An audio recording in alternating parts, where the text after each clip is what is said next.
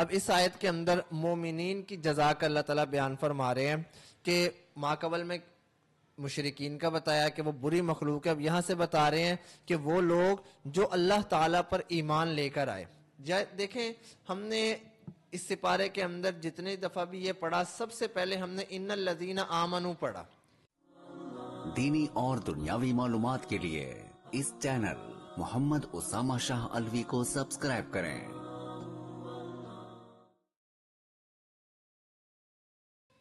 نحمده ونصلي ونسلم على رسوله الكريم اما بعد فاعوذ بالله من الشيطان الرجيم بسم الله الرحمن الرحيم وما امروا الا ليعبدوا الله مخلصين له الدين حنفاء ويقيموا الصلاة ويؤتوا الزكاة وذلك دين القيمة ان الذين كفروا من اهل الكتاب والمشركين في نار جهنم خالدين فيها اولئك هم شر البرية ان الذين آمنوا وعملوا الصالحات اولئك هم خير البرية جزاؤهم عند ربهم جنات عدن تجري من تحتها الأنهار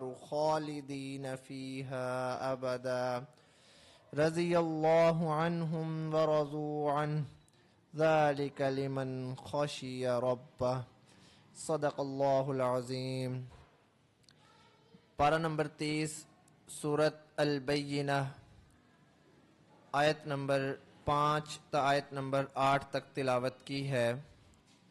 ان آیات مبارکہ کا ترجمہ: وَمَا أُمِرُوا إِلَّا لِيَعْبُدُوا اللَّهَ مُخْلِصِينَ لَهُ الدِّينَ حُنَفَاءَ وَيُقِيمُوا الصَّلَاةَ وَيُؤْتُوا الزَّكَاةَ وَذَلِكَ دِينُ الْقَيِّمَةِ، اور نہیں حکم کیے گئے مگر وہ تاکہ عبادت کریں وہ اللہ کی اس حال میں کہ خالص کرنے والے ہوں اس کے لیے دین کو، اس حال میں کہ یکسو ہونے والے ہوں، اور ادا کریں نماز اور دیں زکوٰۃ، اور یہی مضبوط لوگوں کا طریقہ ہے یا یہی مضبوط لوگوں کا دین ہے۔ ان الذین کفروا من اہل الکتاب والمشرکین فی نار جہنم خالدین فیہا اولئک ہم شر البریہ، بے شک وہ لوگ جنہوں نے کفر کیا اہل کتاب اور مشرکین سے وہ جہنم میں ہوں گے، ہمیشہ ہمیشہ رہنے والے ہوں گے۔ اولئک ہم شر البریہ، یہ وہی بری مخلوق ہیں۔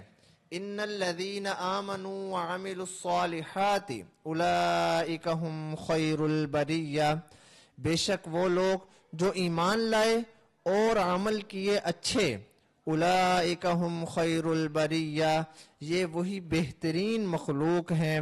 جزاؤہم عند ربہم جنات عدن تجری من تحتها الانہار خالدین فیہا ابدا، ان کی جزا ان کے رب کے پاس ہمیشہ رہنے کے باغات ہیں، بہتی ہیں ان کے نیچے نہریں، اس حال میں کہ رہنے والے ہوں گے ان میں ہمیشہ ہمیشہ۔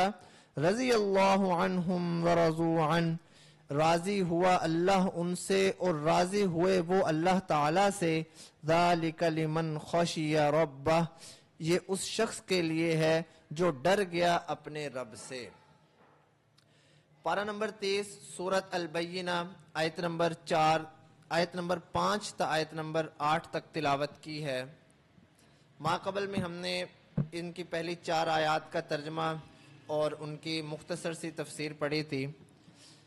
اب یہاں وما امروا الا ليعبدوا الله مخلصين له الدين حنفاء ويقيموا الصلاة ويؤتوا الزكاة وذلك دين القيمة، مقصد اس آیت کے کریمہ کا یہ ہے کہ جنہوں نے آپ صلی اللہ علیہ وسلم کی مخالفت کی اہل کتاب میں سے، وہ مخالفت صرف اور صرف حسد اور عناد کی وجہ سے ہے، ورنہ آپ صلی اللہ علیہ وسلم نے بھی ان کو انہی باتوں کا حکم کیا جو وہ باتیں اس سے پہلے تورات کے اندر یا انجیل کے اندر پڑھ چکے تھے۔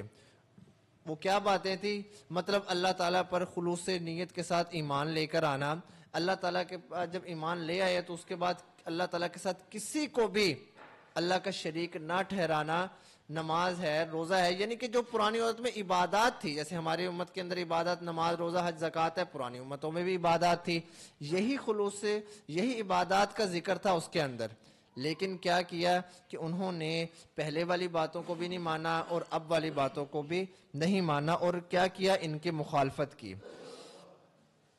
وَذَلِكَ دِينُ الْقَيِّمَةِ، مقصد یہ ہے کہ ان کو جو احکامات دیے گئے، جیسے کہ نماز ہے، زکوٰۃ ہے، عبادات ہے، تو ان کو جو یہ احکام تھے یہی ان کا دین اور طریقہ تھا، لیکن انہوں نے کیا کیا کہ جو احکام مذکورہ تھے، مطلب یہ چیزیں ماکمل میں بھی تھی، سابقہ کتب کے اندر بھی تھی، لیکن انہوں نے اس چیز کو چھوڑ دیا اور انہوں نے اس کی جو ہے پیروی نہیں کی، نہ پرانی چیزوں کو مانا، اور جب پیارے نبی اکرم صلی اللہ علیہ وسلم ان کے پاس دین لے کر آئے تو انہوں نے اس دین کو بھی نہیں مانا۔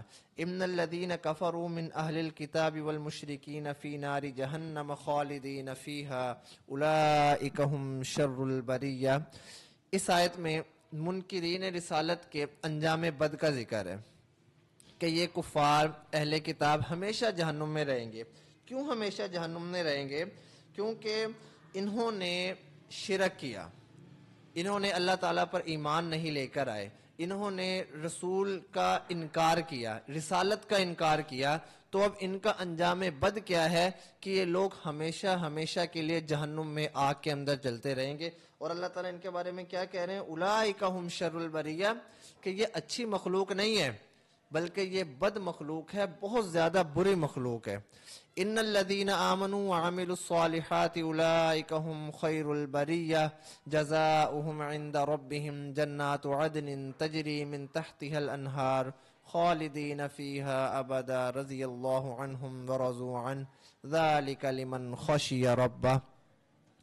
اب اس آیت کے اندر مومنین کی جزا کا اللہ تعالیٰ بیان فرما رہے ہیں کہ ماقبل میں مشرکین کا بتایا کہ وہ بری مخلوق ہے، اب یہاں سے بتا رہے ہیں کہ وہ لوگ جو اللہ تعالیٰ پر ایمان لے کر آئے۔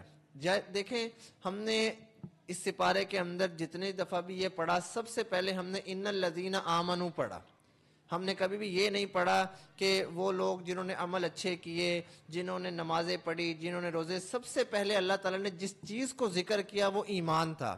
اس سے یہ بات ہمیں پتہ چلتی ہے کہ اگر ہماری زندگی میں ایمان نہیں ہے، پھر آگے ہم عامل الصالحات کریں، عمل اچھے کریں، ہم جو ہے صبر سے کام لیں، ہم حوصلے سے کام لیں، ہم کسی کو اچھی تلقین کریں، لیکن ہم آمنو نہیں ہیں، ہم ایمان والے نہیں ہیں، ہم ایمان کے ساتھ ساتھ غیر اللہ کو بھی پوچھتے ہیں، غیر اللہ سے اولادیں بھی مانگتے ہیں، ان سے شفائیں بھی مانگتے ہیں، ان کی قبروں پہ جا کے ان کو سجدے بھی کر رہے ہیں، ان کو سب کچھ مان رہے ہیں، تو یاد رکھیں کہ وہ اعمال جو اچھے ہم نے کیے ہیں وہ ہمارے منہ پر دے مارے جائیں گے۔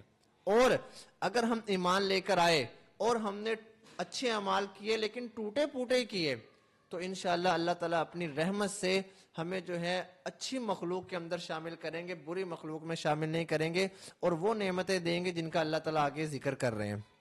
اب یہ کہ وہ لوگ جو ایمان لے کر آئے پھر انہوں نے عمل اچھے کیے، تو اب کیا ہے کہ یہ اچھی مخلوق ہیں، اور ان کے لیے اب جزا کیا ہے کہ اللہ تعالیٰ کہہ رہے ہیں کہ ہم ان کو ایسی جنت، ایسے باغات دیں گے کہ ان کے نیچے نہریں چل رہی ہوں گی، اور ان باغات کے اندر یہ نہیں ہے کہ ہم ان کو کچھ عرصہ رکھیں گے، 1 سال 2 سال 5 سال 10 سال، نہیں، بلکہ خالدین فیہا ابدا، اس میں یہ ہمیشہ ہمیشہ کے لیے رہیں گے۔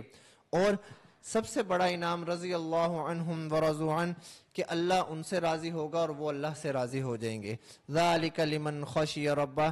اس آخری آیت میں تمام کمالات دینی اور اخروی نعمتوں کا مدار کا ذکر فرمایا، اور وہ یہ ہے کہ خشیت الہی، اللہ تعالیٰ کا ڈر، اللہ تعالیٰ کا خوف جو کسی کے اندر انتہائی عظمت و جلال کی وجہ سے پیدا ہو۔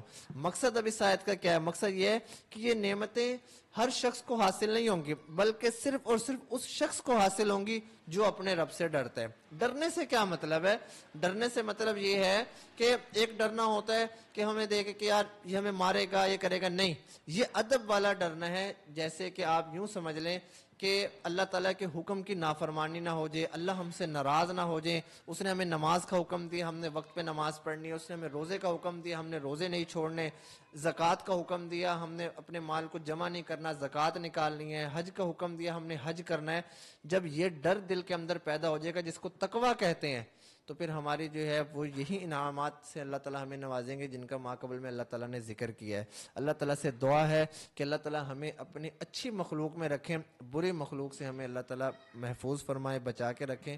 وما علینا الا البلاغ المبین۔ دینی اور دنیاوی معلومات کے لیے اس چینل محمد اسامہ شاہ الوی کو سبسکرائب کریں۔